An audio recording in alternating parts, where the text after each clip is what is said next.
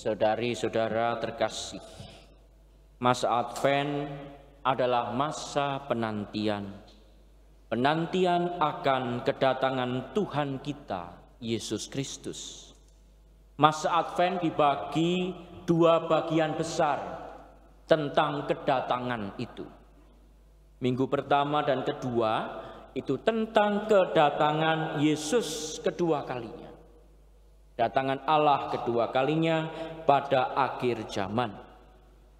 Baru minggu ketiga dan keempat menjelang hari Natal, kedatangan atau kelahiran Yesus Kristus akan kita dengar dalam bacaan-bacaan. Maka jangan heran kalau Injil yang baru saja kita dengar barusan ini tentang akhir zaman.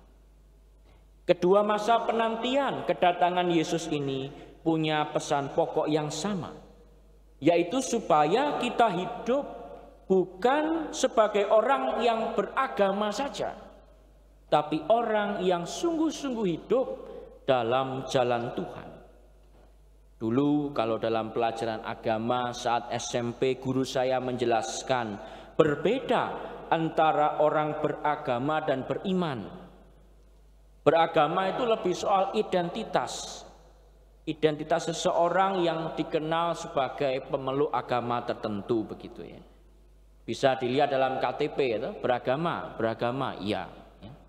Mungkin ke rumah ibadat tertentu dengan cara berdoa tertentu.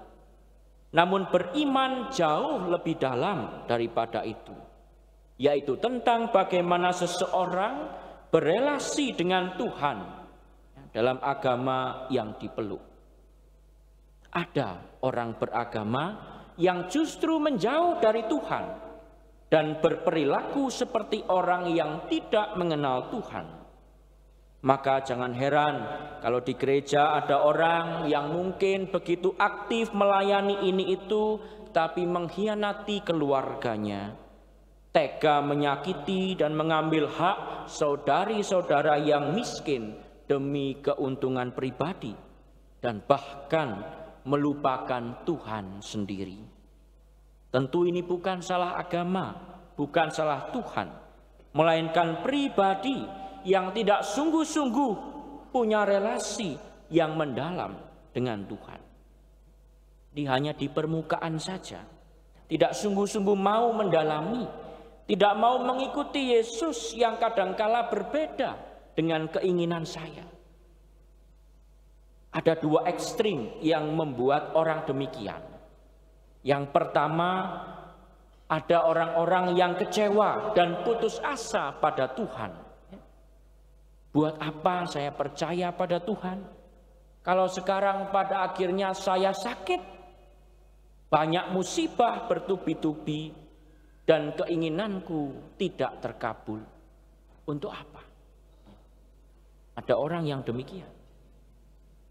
Atau yang kedua, orang-orang yang sukses luar biasa tapi lalu lupa diri, mengumbar kesenangan duniawi, menjadi rakus sehingga apapun dimakan.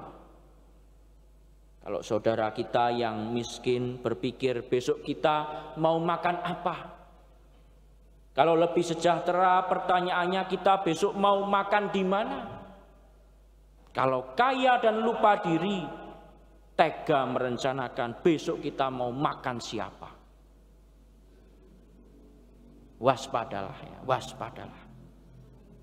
Seperti kata Yesus dalam bacaan Injil, jagalah dirimu supaya hatimu jangan syarat oleh pesta pora dan kemabukan serta kepentingan-kepentingan duniawi, dan supaya hari Tuhan jangan dengan tiba-tiba jatuh ke atas dirimu seperti suatu jerat. Kita lihat satu persatu sabda Yesus ini. Pesta pora. Pesta pora itu simbol ekspresi kegembiraan yang berlebihan. Kalau Anda bergembira, yang harus kita buat adalah berdoa, bersyukur, berbagi sebagai bentuk syukur, sebagai bentuk sukacita. Jangan kalau butuh kita mencari Tuhan. Intensi bisa tiap hari, tapi begitu terkabul tidak lagi ke gereja. Lalu yang kedua, kemabukan. Ini simbol lupa diri, lupa Tuhan. Bisa dalam arti mabuk yang benar-benar mabuk karena alkohol, atau dalam arti adiksi. Misalnya judi atau judol nih yang ramai akhir-akhir ini, ya. Nafsu seks, pornografi, obat-obatan terlarang. Ya. Orang itu kalau sudah mabuk tanpa sadar semua diajak berantem, ya. Karena tidak ada dalam kesadaran yang penuh. Ya. Nah, persoalan kemabukan ini adalah yaitu kita lupa semuanya itu. Lupa keluarga, lupa teman, dan hancur hidup kita. Orang kalau sudah suka judi misalnya, seolah-olah berdoa gini ya, Tuhan semoga jackpot Tuhan ya, bantu Tuhan supaya jackpot. Tuhan pun diajak berjudi. Lupa dia bahwa itu jelas melawan kehendak Tuhan. Itu sama seperti anak yang bilang ke gurunya, Bu guru ajarin aku nyontek tuh. Ya pasti nggak boleh, pasti nggak bisa. Itu bukan doa. Lalu yang ketiga, kepentingan duniawi. Ini bahaya egoisme, individualisme. Hanya mementingkan diri sendiri untuk kenikmatan dunia. Semua soal dirinya sendiri. Dalam bahasa psikologis disebut narsisistik disorder. Supaya aku dipuji, supaya aku yang paling populer, supaya aku yang paling dihormati. Pokoknya aku yang paling benar dan yang lain pasti salah. Kita diajak untuk selalu sadar, saudari-saudara. Tahu diri, ya. Sadar. Jangan lupa, jangan mabuk. Ya. Tahu batas. Jangan sampai semua hal tadi merusak jiwa dan raga kita. Saudari-saudara terkasih, kalaupun kita sekarang menilai diri kita barangkali jauh dari itu semua, saya tidak melakukan itu semua, Romo. Paulus dalam bacaan kedua, surat kepada umat di Tesalonika menulis, kamu telah mendengar dari kami bagaimana kamu harus hidup supaya berkenan kepada Allah. Hal itu memang sudah kamu turuti.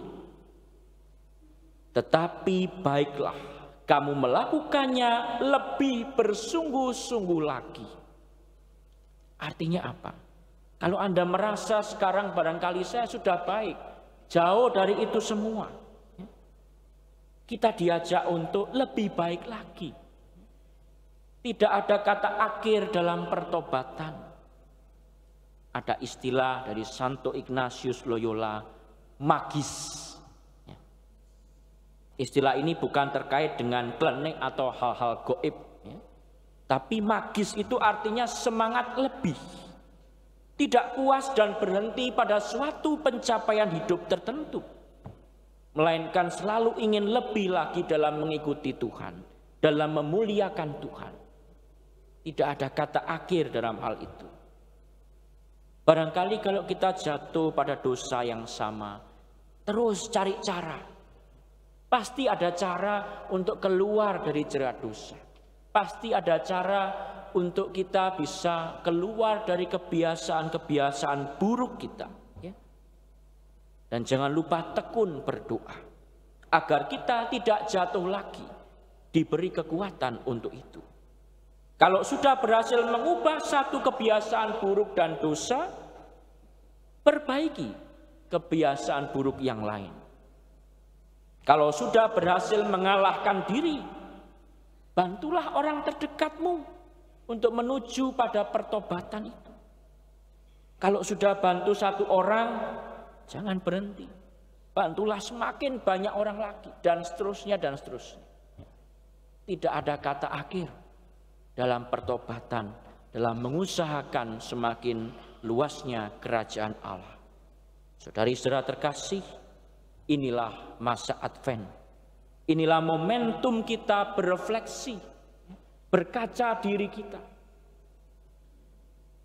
Momen kita untuk bertobat, mau kembali pada jalan Tuhan dan semakin siap menyambut dan merayakan kedatangan Tuhan saat Natal kelak. Hanya dengan demikian, Natal yang kita rayakan itu sungguh-sungguh penuh sukacita, yang sungguh-sungguh sejati. Amin.